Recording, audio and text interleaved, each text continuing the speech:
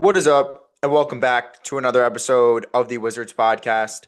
I'm your host, Greg Finberg, and today's episode, we're going to be recapping two losses for the Wizards. And, apologies, I wasn't able to recap the loss to the Kings.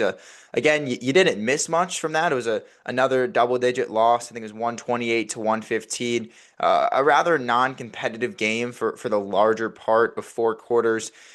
Not too much to talk about from that one, so it's going to be mainly focused on the most recent loss, which was to Denver tonight, 121 to 115. It was actually a really good quality tank loss, and I think that was my biggest takeaway is you saw some really quality performances, specifically from Kyshawn George, who was great in the loss to the Clippers and had some really good games over this road trip. But tonight, 29.7 assists, only one turnover, three blocks. I thought he was really good, and sort of want to break down what I saw from him. You also have the other part of it, which is Trey Johnson, who has been pretty good since he returned from that hip injury tonight. Probably his worst game as a rookie, 1 of 10. Really poor performance shooting wise from him. So I'm going to be here to break it all down for you. Also, haven't talked about Cam Whitmore since it was announced that he's going to miss the rest of the season. So we'll definitely get into that. And honestly, I should probably talk about that now because we can get to the Denver game at some point. I'm sure you guys, if you watched it, good for you on a Saturday night. From 9 p.m. and on Eastern Standard Time. If you're watching these games, like if you're staying up and you're watching the Wizards lose to the Kings at about 12:30 or 1 a.m. Eastern Time, um, for to move them to 10 and 30 on the season. Respect to you when they eventually, if they do become good, like you are the fan that probably deserves that success, and I respect it. If you're not and you miss the games, like I think most Wizards fans probably did, if you're going out or having fun on Friday or Saturday, again, don't blame you for doing it. And again, that's why I'm here. Is as someone who watched the games to recap it for you. But if you missed it, I believe this was Thursday. It was announced that it was Thursday or Friday that it was announced that Cam Whitmore will miss the remainder of the season. Obviously, he had been out since I think early December with deep vein thrombosis. The Wizards had found a blood clot in his right shoulder again. Really scary stuff. Wemby had the same injury last season, and again caused him to miss the remainder of the year. And I thought that was a possibility with Cam. The Wizards said he'd be out for several months at the time, and eventually they ruled him out for the remainder of the season. So very scary stuff. Wishing Cam nothing but the best, hoping for a speedy recovery for him. But his season is done, right? He's still only 21 years old.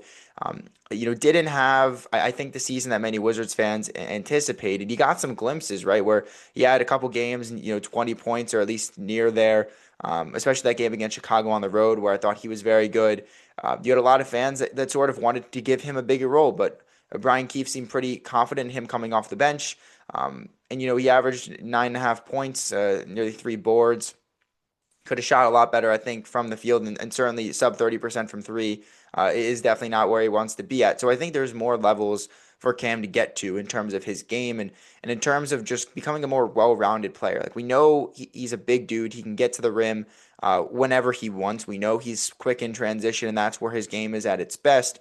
But he's got to be a better half-court player. He's got to be able to play within the system and within the offense where his shots aren't just calling his own number. It's he's getting them within the flow of the game, and he's getting them within the flow of the offense. And I think that's the next step in the evolution of Whitmore's game. I think shooting the three is definitely at a more consistent level because you've seen games where he's really locked in from deep. But you also see some games where he can't hit from there, and the percentages back it up. And so there's definitely way more to his game. He's under contract for $5.5 million next season because the Wizards picked his option up. There could be an extension. I think the Wizards have an October deadline to extend both Whitmore and Koulibaly because they're in the same draft class. Like maybe they explore that. Maybe they're like down year, missed most of the season with the blood clot. Maybe it's like a Denny situation, and the same with Bilal, where you're like, hey, they haven't had the greatest of seasons, but we can get them on a pretty team-friendly deal now. We're betting on them. We're banking on them playing really well. And so if we're at this point next year and we're like, you know what, I'm glad I extended them. So maybe that's the case with Cam, but obviously he has ways to go. Still 21, long NBA career ahead of him, but obviously a scary injury. So hopefully he gets better and he's all healthy for next year. But he's going to be out for the remainder of the season. Not much changes for the Wizards with the rotations because again they've been out without him for a while. He was benched before he was diagnosed with the deep vein thrombosis. So again, the Wizards have been playing without him for a while. So not much will change rotationally, but the threat, or not the threat, but the possibility of him returning obviously is not a thing anymore. He's going to be out for the year. So I wanted to kind of touch on that for a bit in the beginning. Getting into the Denver game, again, it was, I wanted the Wizards to start better. They were a minus, I think it was a 19 against the Clippers in the first quarter and a minus 15 against the Kings. I mean, they went 6.5 minutes in Sacramento the other night without a made field goal, which is just impressive, honestly, at that point. But they were a minus 34 over the past two first quarters. So I wanted them to come out and get a better start, and they did. I mean, Denver hit a three at the end, but they were really close in the first quarter, down 7. And then they went into halftime with a lead. They held Denver under 30 in the quarter, and for most teams, a sub 30-point quarter for the opponent is standard, a couple of times over a couple game stretch. The Wizards rarely have that, right? So holding Denver to 26 in the second was great, and it's the reason they were able to sort of storm back and win the quarter by 8, take a lead into half. I thought I saw some good moments from Sarr, in terms of in the pick and roll, getting to that roller spot, getting down low and sort of, being able to dominate there. But there's always, something that you can take from it. And what I've seen over the last couple games is his hands, and man, they've been an issue, and it's impressive he scores as much as he does with how poor his hands are, and by hands I mean his ability to catch the ball on the roll, or when he's throwing a lob, or when somebody throws an entry pass or a bounce pass to him in the low post. He struggles to just catch the ball. I mean, I don't know if that's just being antsy or anxious about it, or looking at how I'm going to score before he looks at how am I going to catch the ball or receive the ball. But I mean, there was one against Sacramento. It was a 3-on-0 break. He got a pass, and he was thinking so much about the dunk, he just lost the ball out of bounds. There was not a king near him. And I mean, against Denver, there were a couple moments. So I think just, it's hard to really get frustrated with too much of what he does because he's so good, and this far in his career, his ability to protect the rim is so great. And I think, honestly, undervalued by most of the league and a lot of Wizards fans because he's been so much better at protecting the rim than I think even the normal fan can see. But if I did have to harp on one thing, it's the hands. And I think Wizards fans have been on this since his summer league struggles, but he obviously needs to get better at that area. And I think this far into his career, with all the struggles he had early on, like the hands being the biggest issue for him and really the only issue for him is a good thing, right? So I'm not saying by any means that I'm like disappointed in what I've seen output wise from Alex. But he's got to be able to catch the ball a lot better on these entry passes, on these, pick and rolls and so forth. So I thought he was pretty solid tonight again. No Jokic for Denver. But Alex finished with 16 on 7 to 12 from the field, 8 boards. Thought he was much better on the glass than he was the last couple games. Got to the line 7 times, which was great. Only made 2. Again, not great. But again, I thought he was pretty solid tonight. You obviously had a different starting backcourt. You had against the Kings, but obviously again against the Nuggets. Bilal Coulibaly had back stiffness against the Clippers. Barely played in that game. Went home to Washington. And so he hasn't been, with the team, obviously not starting the last 2 games, which means Bub Carrington, Trey Johnson have been the backcourt. Again, that's a lot of firepower offensively. It's a pretty good shooting backcourt from deep. It's also probably the worst backcourt you can possibly put together defensively. And as a result, the Wizards have struggled to defend the perimeter. I mean, Denver entered this game number 1 in the league at 40.3% from 3. Again tonight, they were 14 to 35 at 40%. It's a big reason they won, and it was one of my keys to the game because I knew number one, it's really good versus really bad. Really good Denver team shooting the 3 ball, a really bad Washington team defending the 3, but also the 2 guards that you're starting and that you're playing 30 plus minutes are 2 of your worst perimeter defenders, on-ball defenders, in total defenders on your team. And as a result, they struggled. I knew they struggled to defend Jamal Murray, no Bilal, but also obviously with Carrington and Trey Johnson as your guards. And you mean Jamal was so good. I think he had 17 in the fourth, 42 points, 15 to 24 from the field. He's really elite. He's really good. He closed this game for them. And so that was one of my concerns, and it was answered. I had three keys to the game. One was a quick start. The Wizards sort of got that going, but still down seven, so maybe not exactly what you were anticipating. Defending the perimeter, they did not do that well at all. Too many wide open shooters for the Nuggets. I mean, Aaron Gordon hit a big three at the end. Jamal Murray hit a big three at the end. It was, when they needed to stop and, they couldn't get it. When Denver needed a bucket, they went to the three and they got good looks. And they made them. And that's kind of why they were able to pull away in this one. So obviously, and then the last one was guarding Jamal Murray without Blah, and they didn't do a good job at that either. Um, so not the greatest of games, but you got to talk about Kyshawn George because he had a really good start to the year, cooled off in the beginning, obviously missed 7 games with that injury. But he's come back on this road trip and he's been really good. And tonight was one of his best games of the season. Finished in 32 minutes with 29 points on 10 to 20 from the field. Made 5 of his 8 triples, 5 rebounds, 7 assists to just 1 turnover. Had 3 blocks. Again, like with George, it's always a couple things that he does really well, but there's always he has 8 assists, but there's 5 turnovers, or his assist to turnover ratio is good, but he struggles from three and he has 5 fouls and barely plays the fourth because he's in foul trouble. All of those things, it's hard for George to kind of put it together, but tonight he did. Efficient from the field, made 5 of his 8 threes, nearly 30 points.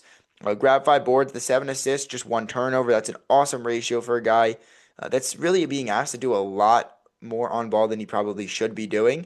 But I thought he's handled it pretty well throughout the season. Tonight was great, and then the fouls, 4, pretty up there. But again, he wasn't in foul trouble really. He kind of picked them up, and he had 3 for the most part. He fouled Jamal Murray with a minute left. That was just one real blunder, I thought. The Wizards were it was a 2 possession game still. 59 seconds left, 20 on the shot clock. Murray crosses half court, and I mean George goes for the reach, tries to get the steal. I think it's just kind of a frustration because he had missed a mid-range jumper and a three in clutch time. So again, I've talked about on the pod with the frustration fouls for George. That's one of the things that I think he needs to get better at. I think that was a really bad and not the smartest foul at the end in terms of you need to stop. I think they were down 4 at the time. Like, just hunker down. You'll get the ball back with about 40 left. Your 16-second difference between game and shot clock. You can still go 2 for 1. You have a timeout. And I thought that he didn't need to foul, and he did. So that was obviously not ideal, but can't really harp on it. He got to the rim, was efficient from deep, got to the mid-range, got his teammates involved, didn't turn it over, helped on the glass, 3 blocks, 1 steal. Was pretty commonplace for a guy that has really cemented himself as a great on-ball defender, perimeter defender, versatile defender, defending 1 through 4. So I really enjoyed his performance. Stayed out of foul trouble. It's sort of what you expect from Kyshawn when he is able to put it all together, and you saw that tonight. So apart from those two, I thought Sarr was good. Middleton 16 on 6 of 13, 7 boards. He wasn't bad, but like defensively, you can just tell that he's not there. And he used to be a really solid defender, I think, in Milwaukee. But obviously not that anymore. And so he had 16 points, but most of this season, I'd say, it's not been a disappointment from Middleton. Like, he's 34. How much are you really expecting to get out of Middleton? He's going to score the basketball efficiently, which he did tonight, and he's not really going to do too much else for you. And again, so it's not like you're surprised by it, but would Champagnie in those minutes and in that role be better? Definitely on the defensive end, and maybe even on the offensive end, because Justin had 13 again off the bench. But it's not like Middleton was the reason they lost this game. He had a big 3 in the corner to tie the game late. So again, I saw some comments about Middleton's performance. He was not the reason they lost tonight. I'll say that. Trey Johnson, let's talk about him. Typically, when we talk about Trey on the pod, it's positive. Tonight, might be the first truly negative, discussion surrounding a Trey Johnson performance. And again, that's maybe the Toronto game, I think I talked negatively about him just because he was bad and he didn't play the whole fourth quarter. That was more a gripe against the coaching staff for not playing him. And obviously later, I was told that he had the hip injury and then he missed a bunch of games. So sort of understand that. But tonight, just 4 points on 1 of 10 from the field, missed all four of his threes. Again, he got good looks. It's not like Trey was forcing things or that Trey was taking bad shots or he wasn't getting good looks. He was open on a lot of these jumpers. I mean, he had a play in the beginning of the game. The first play of the game, they ran a pin down action and Trey was wide open from three. He missed it. He had four threes. A good portion of them were good looks. I thought he got to his spots, and I thought he took shots he usually takes. He just didn't make the shots that he usually makes. I didn't need to rhyme that, but it does. So again, it's not like a panic moment, but it is a hey, he was bad tonight, and if Trey Johnson makes a couple more shots, we're probably talking about a different result. We're probably talking about a nice win for the Wizards against the Jokic-less Nuggets, but a Nuggets team that still had Murray and Gordon and a bunch of their other good players as well. And so obviously when it comes down to that, it's a close game. Trey going 1 for 10, not ideal, certainly, but that performance from Trey is not a one that's indicative, right, of how he's been playing or sort of one where I'm disappointed or upset at the 1 for 10. He got the same looks he's been getting. He just didn't make them. He's a rookie. You got to hope, I think, that it's not a rookie wall. Again, like halfway point of the season, 41 games in, they're 10-31. He missed a couple games, but he's been starting, playing pretty heavy minutes. And last year at Texas, I don't know if he played 41 games at all, or even was a part of him, the travel and everything. So around this time is sort of that rookie wall, January, February. You got to hope that he's not hitting it. So if this is another common theme where his efficiency drops pretty hefty or pretty increasingly, I guess, over the next couple games, then maybe you can start to, I wouldn't say panic, but you can start to sort of get concerned about, hey man, why is this happening? And maybe it's a rookie wall, but until it happens over a 5 to 6 to 7 game span, I wouldn't make too much of it. All I'd say is he got his looks and he didn't make them. And obviously that's going to happen to most players, but especially a rookie, obviously, who's playing a lot more games in his career than he typically does. Bench production, again, Champagnie, Bagley, that's really what you got. 27 combined points. Bagley, 14 on 5 of 6 from the field, 6 rebounds. Again, it's the same thing, same consistent production from him on a nightly basis. He's going to get double-digit points. He's going to shoot very efficiently from the field. He's going to grab rebounds, and he's going to defend, pretty good for a guy that I really didn't enter the season considering to be a good or a plus defender. I think he's held his own on the defensive end. And so again, he was phenomenal. Of course, off the bench, Champagnie 13 on 6 of 11 again, double digits again, efficient again, 9 boards, a lot of rebounds again. It's the same stuff for these guys. He had 3 steals as well, and I want to make sure that it's not just an afterthought. It's really impressive to see these guys consistently do it.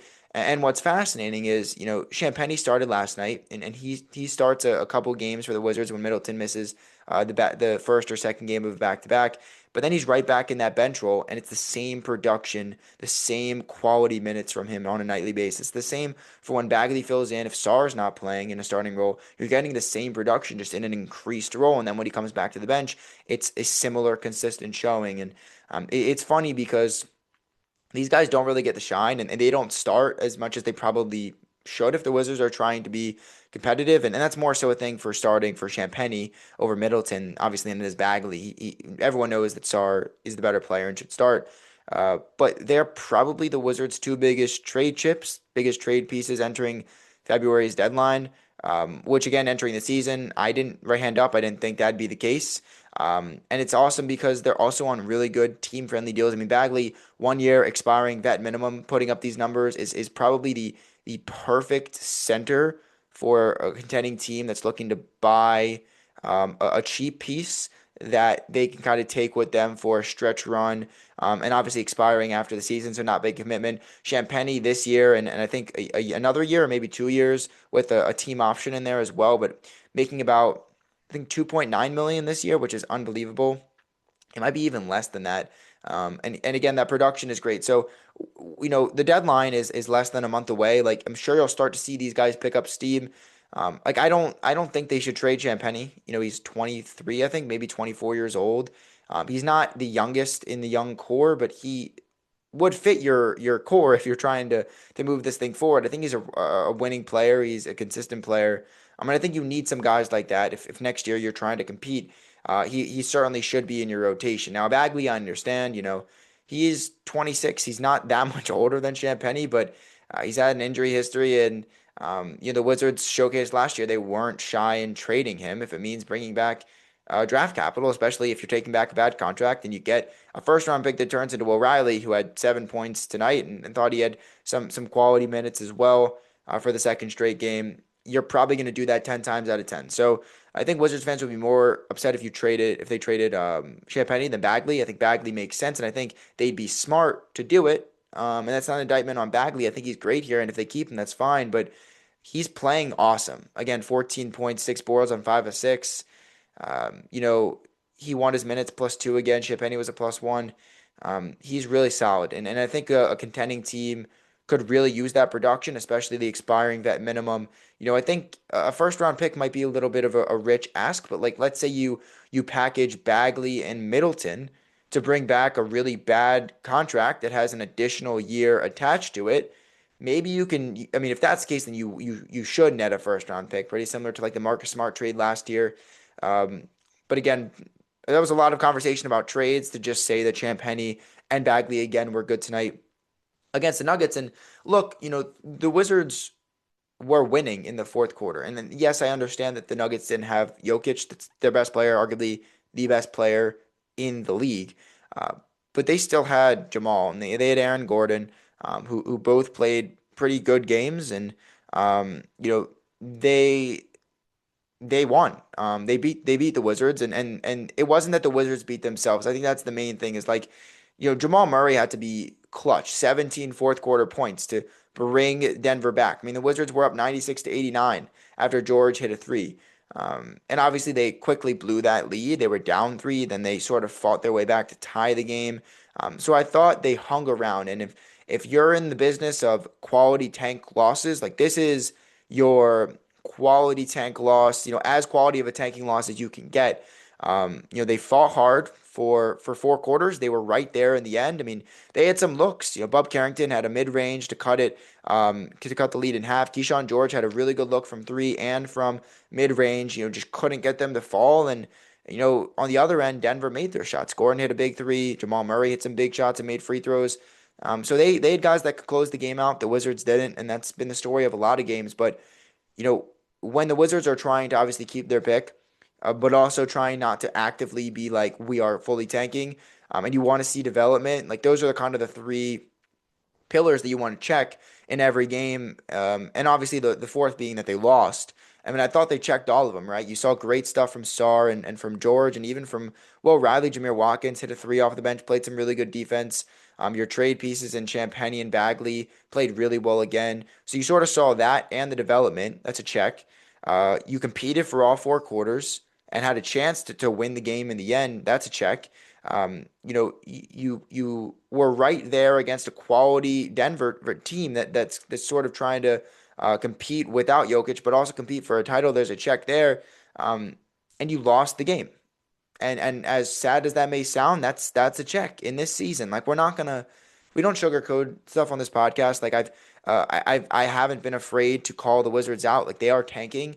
It's obvious that they're tanking. I think they're doing it as ethically as they can. I don't think they're breaking any of the league's rules with Trae Young and all that stuff in regards to his 2 injuries. But they are tanking. And if you understand what's at stake, you understand that, yes, development is at the forefront, and you want to see guys like George have games like he did tonight, but you also need to lose. And they've lost 6 games in a row now. I think they've all been by 13 plus points. A lot of them were rather uncompetitive. Again, like you lost to the Sixers, and you weren't that competitive there for the second half. The Pelicans game, a game against a team in the Pelicans that is not good, has 10 wins, just like the Wizards. And they beat the Wizards by, I think, was it 21 points in Capital One Arena. And then you go on this West Coast road trip. You get blown out by Phoenix to start. You go to the Clippers, and that's sort of a close game in some points, but you still lose by I think 15 or 13 points or however many points they lost to the Clippers. It was double digits. And then you go to Sacramento, you get blown out 41-22 in the first quarter, you bring it back, but in the end, you're not competitive in the second half and you lose by 13. And then you come out tonight and it's a really competitive game, but you lose. And so for five of these six losses, they were pretty non-competitive. Tonight was a really good one, especially on the second of a back-to-back, high altitude in Denver. They could have sort of given in last game of a long road trip, but they competed. So that's a credit to Key for having his guys, ready and willing to contend and compete. He gets a lot of flack, but I thought I came away pretty surprised at the effort. I thought this could be just, a blowout and uncompetitive loss. But they were pretty good, right? It's a perfect tanking loss. It's now six straight losses, obviously, after that 7-5 stretch, and I'm sure most of your Wizards fans that were sort of upset that they were winning a lot of games are happy, because for most of the road trip you saw the old Wizards, the 3-20 Wizards, and not the 7-5 over 12 games Wizards. And obviously, when most fans are probably excited about that, and I can't blame you, right? Because if you look around the league, um, you know, other teams that are surrounding the Wizards are playing some really good basketball, while the Wizards are playing some of the worst basketball of the season. They've lost six straight. I think the Pacers have won four of their last five or four of their last six. The Pelicans obviously picked up two wins, one over the Wizards. You have the Kings that have won four in a row, which really good for the Wiz, because I thought the Kings might be a bottom dweller. The Nets just came off a win over the Bulls. They were at 12 wins. And you got teams like Dallas and Milwaukee and Memphis and LA that are above 17 wins. The Wizards might not even get to that mark. And so you're starting to see a separation, where you have a bottom half of the league that's sort of ascending a little bit, and then you have your bottom three teams like the Wizards, the Pacers, and the Pelicans, and they're all tied at the bottom with 10 wins. The Wizards are third worst right now just because they played less games. They played 41 to 43 with Indiana and 44 with New Orleans. So again, the Wizards, if they played more games, they'd probably be in the same position. But they're right now a game and a half inside the bottom three, and 3 games inside the bottom four. For again, those that are counting at the halfway point, because some people are doing that. So in terms of the tank, again, I tried to warn Wizards fans when they were winning a lot of games, relax, enjoy the wins. Like they're going to pull it in and pull it back, and they're gonna find ways, believe me, to lose games. Whether it's ethically or not, they're gonna find a way, and they have found a lot of ways over the last couple games, and certainly tonight was another result. Good tank loss, a much better loss, probably the best loss of this 6-game losing streak. But a loss nonetheless. I mean, George was good, really good actually. Sarr was solid. Trey Johnson was not. And the Wizards fall to 10-31 on the season. In terms of what's to come, they return home after that loss, and they got two more. I mean, it's pretty similar competition. They got the Clippers on Monday at 3, early start, and then they got on Thursday Denver at 7. I mean, it's possible Jokic is back. I'm not sure for that game, but again, that's two teams that are playing really good basketball. The Clippers are really good. They're 18-23 after a 6-21 start. So again, wouldn't expect the Wiz to win either of those games. It would be sort of a surprise if they did. But they've lost 6 in a row, and they're pretty firmly back. They sort of overachieved a little bit over that stretch and had some people concerned. I understand, why people concerned, but as you can see, no reason to be concerned there, because the Wizards, more than anyone, know what's at stake, and they know they need to keep their protected pick. And this 6-game losing streak has sort of been a showcase of their knowledge of that. So again, that's going to do it for this episode of the Wizards podcast. Obviously, Cam Whitmore out for the year. We talked about that. Kyshawn with 29 tonight. He had 23 against the Clippers a couple games ago was phenomenal on both ends. Sarr with a solid game. Bob Carrington struggled. Good bench production from Champagnie and Bagley. And as we start to get towards the deadline, we'll probably talk more about them and their value, if there's any rumors attached and so on. But the Wizards fall tonight to the Denver Nuggets, 121-115. At the halfway point, they are 10-31 on the season. Which I think at the halfway point, I saw my friend Bijan Todd tweeted out. I think last year had 7 wins, the year before had 6 wins. So like it's an improvement, right? It is, as sad as that sounds.